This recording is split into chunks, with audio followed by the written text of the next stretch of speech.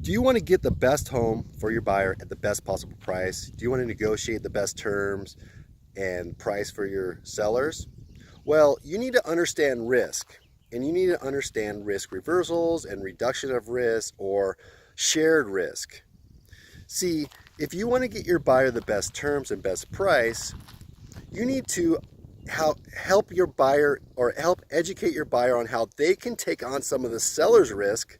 So this is counterintuitive. Normally you're trying to get the seller to take on all the risk and lower their price. So you need to educate your buyer and be creative on how they can share some of the risk when buying that seller's home so that they can get better price or better terms.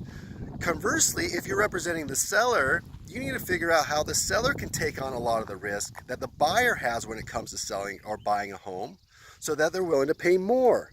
A great example of this as a seller is the home inspection process. See, during the home inspection process, the buyer is worried, especially first-time home buyers. 40% of the market is first-time home buyers. They're scared that something's going to be massively wrong with the home. I mean, they barely have enough money for their down payment, and if something goes wrong with the home inspection, they got to walk away. That's a lot of risk for that buyer. That $300, $400 for the inspection, having to start over, that's a lot of money. They can't afford to do that over and over and over again. So as a seller, you can share some of this risk with the buyer. If your home is in great shape, have it pre-inspected, do all the repairs. That buyer, you just removed risk from the buyer.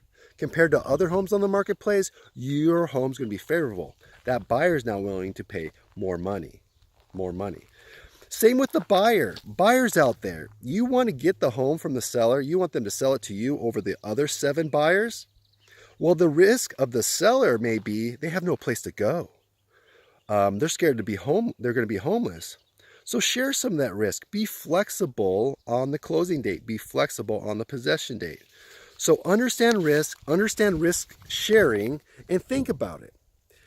Next thing you need to do is ask, who do you work for? And then take the risk off the other party. It's counterintuitive. You think you're giving something away, but you're going to get a lot more back.